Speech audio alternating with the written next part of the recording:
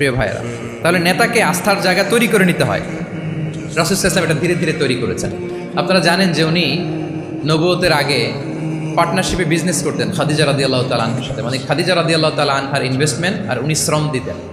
তো উনি সিরিয়াতে গিয়েছেন পণ্য নিয়ে, মালামাল নিয়ে। ওনার ব্যবসা বাণিজ্যের ধরন কেমন এটা দেখবার জন্য খাদিজা রাদিয়াল্লাহু তাআলা আনহা ওনার এক বান্ধবীকে পাঠিয়েছিলেন ওই ক্যারাভ্যানে, ওই কাফেলায়। নাম ছিল মাইসারা। কি নাম? মাইসারা। তো মাইসারাকে বলেছে, মাইসারা তুমি দেখবা যে টাকা পয়সা আবার উল্টাপাল্টা করে কিনা, ঠিকঠাক মতো ব্যবসা করে কিনা, আমার huge investment on behalf of me, তুমি এই ক্যারাভানে থাকবে আর দেখবে যে মোহাম্মদ ঠিকঠাক বিজনেসটা করে কিনা।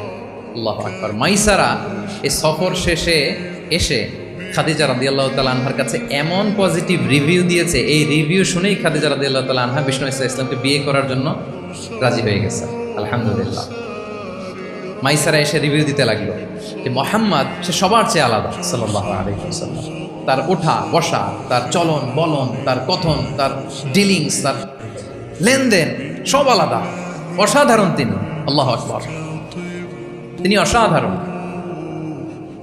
তাহলে মাইসারার রিভিউ শুনে আল্লাহু আকবার খাদিজা রাদিয়াল্লাহু তাআলা আনহা তিনি অবাক হয়ে গেলেন এবং তিনি বিয়ের প্রস্তাব পাঠালেন। রাসূল সাল্লাল্লাহু আলাইহি ওয়াসাল্লামের এই আমানতদারিতায় মুগ্ধ হয়ে কি করলেন?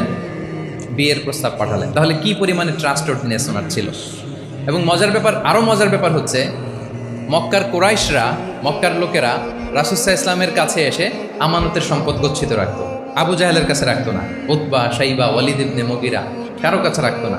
খেয়াল করে দেখেন, দল করে আবু জাহেলের, দল করে কার, কিন্তু আমানত রাখে কার বাসায়? কি অবাক করা কাণ্ড না? কর্মী হচ্ছে আবু জাহেলের, কিন্তু আমানতের সম্পদ রাখে কার কাছে? মুহাম্মদ সাল্লাল্লাহু আলাইহি ওয়াসাল্লামের বাসায়। রাসূল সাল্লাল্লাহু আলাইহি ওয়াসাল্লাম যেদিন হিজরত করবেন, উনি সাইয়েদনা আলী রাদিয়াল্লাহু তাআলা আনহুকে অ্যাসাইন করে গিয়েছেন যে আলী তুমি থাকো, তুমি কয়েকদিন পরে মদিনায় হিজরতে যাবা, আমার কাছে যত আমানতের সম্পদ আছে এগুলো তুমি আগে বিলি করে তারপরে যাবে। রাসূল সাল্লাল্লাহু আবু বকর রাদিয়াল্লাহু তাআলা আনহুকে নিয়ে চলে গেলেন। আলী রাদিয়াল্লাহু তাআলা আনহুর টানা 3 দিন লেগেছে যে ডেপোজিটগুলো রাসূল সাল্লাল্লাহু আলাইহি ওয়াসাল্লামের কাছে ছিল, আমানতের যে জিনিসগুলো ছিল এগুলো বন্টন করতে সাইয়েদনা আলী রাদিয়াল্লাহু তাআলা আনহু 3 দিন সময় নিয়েছেন। 3 দিন। এত পরিমাণ আমানতের সম্পদ রাসূল সাল্লাল্লাহু আলাইহি ওয়াসাল্লামের কাছে ছিল। আল্লাহু আকবার। তাহলে এই আমানতদারিতা, সততা, অনেস্টি, ট্রাস্টওয়ার্থিনেস এটা অনেক জরুরি নেতৃত্বের জন্য। নেতা হতে চাইলে তাকে আমানতদার হইতে হবে। যদি একজন ট্রু লিডার কেউ হতে চায়, তার মধ্যে আমানতদারিতা চাই। কি চাই? আমানতদারিতা। তাহলে ইন্টিগ্রিটি। 4 নম্বর পয়েন্ট কি ছিল? ইন্টিগ্রিটি। আপনারা বোরিং হচ্ছেন না তো? কষ্ট হচ্ছে? আচ্ছা। 5 নম্বরে হচ্ছে good interaction with followers. Good interaction with followers মানে নেতার তার ফলোয়ারের সাথে কি লাগবে? ভালো ইন্টারাকশন লাগবে, সুন্দর একটা সম্পর্ক লাগবে, ভালো বোঝাপড়া চাই। একজন ভালো নেতৃত্বের বৈশিষ্ট্য হচ্ছে নেতা তার ফলোয়ারের সাথে কি করবে? ইন্টারেক্ট করবে। এখানেই বস আর লিডারের মধ্যে পার্থক্য। বস কি করে? খালি হুকুম, অর্ডার করে শুধু। বসের কাজ হচ্ছে এই ডুজ অ্যান্ড ডোন্টস বলে দেয়, এইটা করা যাবে, ওইটা করা যাবে, মানে অর্ডার করে, ডিরেক্ট করে।